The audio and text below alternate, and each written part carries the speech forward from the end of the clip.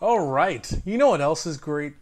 Comic books. You gotta work on your segues, man. I mean, Wait, look, that one look. was I'm trying. that one was I'm. decent, but what was the one earlier? You know what else isn't fair, or what'd you say?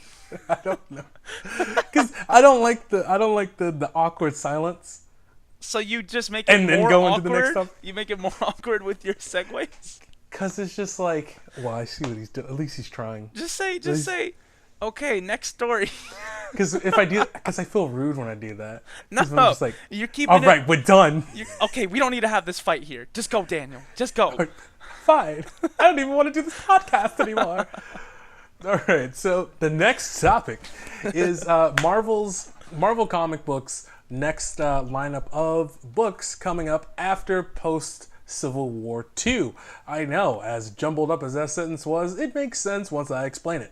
So, there's a big event going on in the comic books, otherwise known as Civil War II. The entire Marvel universe is split, and it's fighting itself yet again. And after these events, there's going to be a new status quo called Divided We Stand. And so there's going to be lines drawn between heroes. Heroes will fall, and there will be distrust throughout the universe. And essentially, with that means we're going to have our new books that we're going to be focusing on, some old being revamped and things of that nature.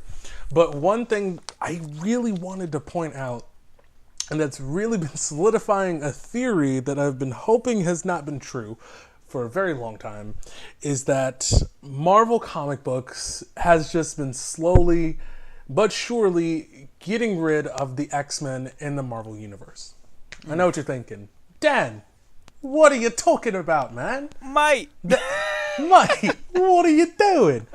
The X-Men, they are like the biggest of them all in the 80s and all the 90s and all this stuff. X-Men truly means a lot to so many comic book readers, and they have such a rich, powerful lore that transcends race and gender and sexuality and has been adored by so many people over decades.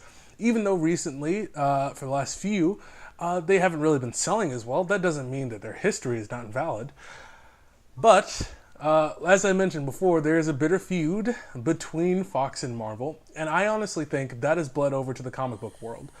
Because if you look at it from a business standpoint, if I had a character and I had to sell the rights to use it in a YouTube video to Will, well, I'd be like, well, what's the point of writing new stories for this character? I can't make merchandising for him. I can't make YouTube videos off of him. Well, I'll just stop writing about them.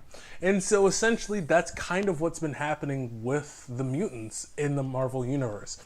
You've had a bunch of mutants being killed off in big events. You've had lead mutants such as Wolverine killed. They've brought back Jean Grey, but then they've killed characters such as Professor X. Many mutants have, big mutants have been dying in the universe, and most of them haven't even been mentioned in most of the books. And then we've come to big events such as prior to Civil War II, there's this thing called the Terrigen Mist. And essentially what it did was render every single mutant in the X-Men universe sterile. Damn. So no mutant can bear children. There's no more mutants that will be born. And then also, we have, what's it called? This Terrigen Mist or whatever, it also creates more Inhumans, which is a group kind of like the X-Men, but more weird and more forgettable. And essentially, Marvel owns the rights to them, and they're going to make movies out of them. So they're saying, oh, well, this Terrigen Mist, it makes mutants sterile, but it increased the number of Inhumans by thousands. Oh. And so essentially we have all this BS going on that's diminishing the presence of mutants in the Marvel Universe, increasing the presence of Inhumans, and then finally going into the lineup. There are no announcements for new X-Men books or what's going to be happening to X-Men books from this point on. All we have is one that is called The Death of X, and it's going to explore how Cyclops killed an Inhuman, which more than likely means they're going to kill Cyclops. So at this point, I don't know what to do. I just like have my hands up in the air and just like, guys, can we stop doing this to the X-Men? This is just getting ridiculous. So, to you, this is bad that they're getting rid of X-Men. Yeah, because they have some really awesome stories and they have characters that I love. And they even doing this in the Fantastic Four. Fantastic Four are no longer together. They've been disbarred. They don't have a book anymore. And granted, it may not have been selling, but I mean, they've completely sidebarred the Fantastic Four characters. Mm-hmm. And it's just like, I understand business is business. Right. But at the same time, they are, to me, disrespecting characters that have such a deep and long history in the Marvel Comics universe. And if it wasn't for X-Men, Marvel would have been thrown for a loop for decades, because they were the highest selling comic book of all time at a certain point. So it's just, I don't know, it's so strange to me that all these things keep on happening, but yet executives at Marvel Comics are like, oh no, this isn't what it looks like. I'm like, it's pretty much what it looks like, man. So would you say that comic book sales today are a majority digital, or do you think physical comic book sales are still more than 50%? That's a good question. I do not know the answer to. Because I'm just thinking, if physical books are still the majority, which I'm assuming, since everything's kind of moving away from physical slowly but surely, I'm assuming that digital is the most popular. But if it is the case that physical leads the charge, then they could just make these if X-Men isn't making as much money for them, just keep writing it, but make it digital only, because that cuts out the printing cost, and you don't have to worry about stock not selling or anything. You sell the copies or you provide the copies that are sold digitally. So the people that still want them can get them, but you don't have to worry about making it and giving the store a portion of the sale or whatever. Because it's strange, because it's like they don't really have a purpose in the universe anymore.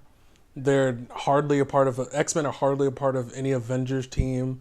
They're not really a part of any X-Men team anymore. Most of the X-Men are scattered, and they're not in most books. And it's just like the Marvel universe is, comic book wise, is really a mess. And they really need to streamline what books they want to focus on. And I understand that. But at the same time, I don't think they're being cognizant of what they're leaving out at the same time. Mm-hmm. So with them phasing out the X-Men, to you, has this been something where, when events happen and they kill off a character, have you been able to pick up a pattern and kind of say, yeah, it looks like they're trying to phase out the X-Men? Or does this kind of catch you as a surprise? I mean, there have always been big events. There's the House of M event where Scarlet Witch was like, I love our mutants, and literally almost all the mutants in the world disappeared. But that was its whole other thing. I mean, there's always mutants in the comic books have always been this hated group, and they've always been subject to persecution and genocide. Right. But I think their strength and their drive to continue to fight, whether they are good or evil, is what makes them so compelling, is that they still embrace who they are as beings and embrace their differences and persevere through all the terrible things that are going on to them, throughout all their persecution.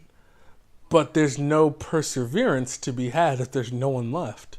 When you're splitting up teams, killing off main characters, but not introducing new ones to take the place as leaders. Right. And then turning old leaders like Cyclops into anti-heroes, which is an interesting twist, don't get me wrong, but there's voids in those characters' universes. Yeah.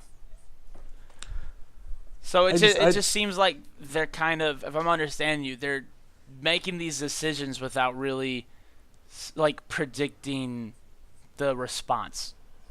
Yeah, because if all these executives over at the comic books are saying, no, this is not because of our deal with the movies, well then why? Yeah. Why would you get rid of all these characters? Now, I understand this is comic books. They'll be back. Right. They will be back. I understand that. But they are so far gone, systematically ripping apart the X-Men and the Fantastic Four for years, to where it's at a point where it's going to take even longer to kind of like pull things back into the status quo, not necessarily to where they were before, but to give some hope to these characters and to give some hope to fans and readers. Right. Because it's just kind of like, at this point, that's our only assumption for why you're doing this. Because there's no like, oh, we're actually leading up to this other big event where we bring back the X-Men. I'm sure they'll eventually pull that publicity stunt.